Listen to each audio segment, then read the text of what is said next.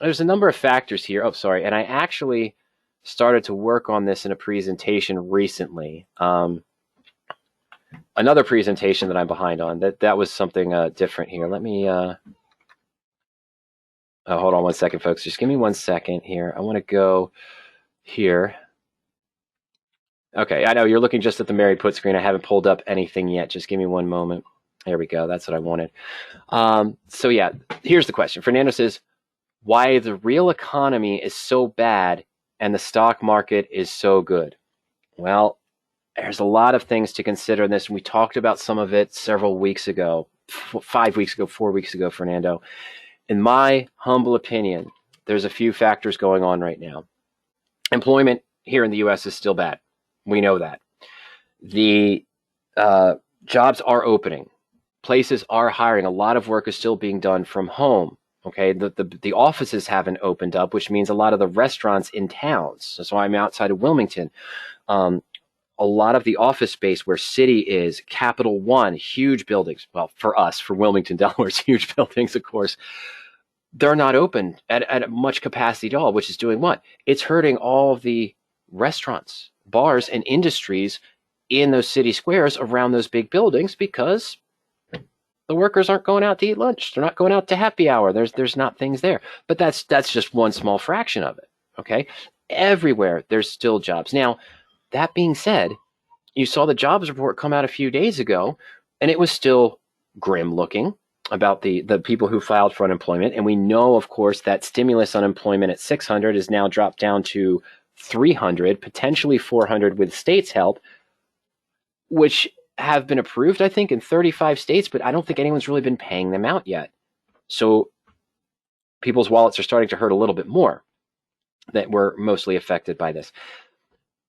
And then now you have something that we've been talking about, and that's not what I'm looking for. I'm sorry. There we go.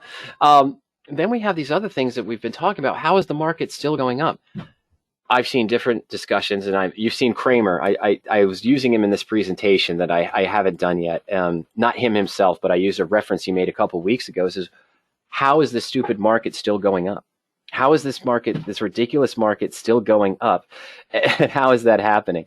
And the idea is that there's a lot of money that came in. So here's Camtasia, and you can sort of see this this walkthrough here that we're doing, the market sentiment tool from August 5th. I wanted to have it done. How are we still going up? We're up 52% in the last 6 months. That was even before the last 14 days where we're peaked, or 20 days where we're peaked even higher now. So I'm just scrolling through this here.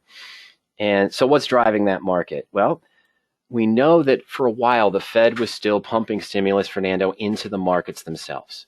And not just through the unemployment I'm talking about, not just through the stimulus checks, but actually doing certain things in the background for positions and strategies as well. The economies and businesses are reopening. People are starting to go back to work, but it's very slow. But we're still seeing a lot of unemployment being claimed and new unemployment coming each time. But it's been less. Earlier, that when the last numbers for unemployment came out, it was less than they thought it was going to be. I can't remember if it was an economy number or a GDP number that came out. It was a negative 31% a couple days ago. Well, they were expecting almost negative 33. So that was seen as a positive. But it's grim as heck, isn't it? It really is grim. But again, it's less grim than what they expected. Now, we've been seeing strong earnings from tech. And here's the other one. A lot of people that were unemployed. And there were a lot of people with good jobs that were making great salaries that had to stop working for the shutdown or were furloughed. You look at any earnings from a public broker, E-Trade, I believe is public, Fidelity, no, not Fidelity, I'm sorry, I apologize, E-Trade, Interactive Brokers, they're on that different exchange and so forth. What you're going to see is that their numbers have increased dramatically from February, March 1st, March 10th through June. Whole lot of new money coming under the cloud, under their investments, whole lot of new investors coming in, and a lot of them are really tech savvy. They're really great online. They're fans of, they're fans of course, Robinhood and the other quick tech industries. So there's a lot of tech buying going on. People are home. As Sam says, people are home, working from home, doing extremely well. Absolutely. Anthony adds lots of money around with less supply of stock with all the buybacks and less IPOs. Absolutely. Interest rates are so low, so the housing is up with low mortgage rates, which is actually interesting. The estimate of my home value actually dropped significantly from July to August. Not my fault, nothing that I did. What it was is that I think there were a couple of houses in my neighborhood that weren't taken care of, and I believe they sold them for much less than they should have. And so I was kind of depressed at that. But yeah, the interest rate's so low, the housing is up with low mortgage rates. That's right. They're trying to get in. Refinancing is up big time too. So people are taking money out of their houses, which they can put back in the market. That is still going up.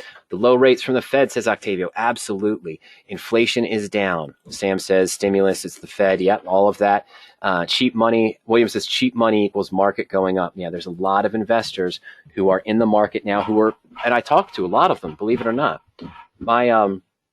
Sorry, it's about 5:45. I can hear the 6-year-old, 3-year-old running around and playing tag upstairs. I hope you didn't hear that too.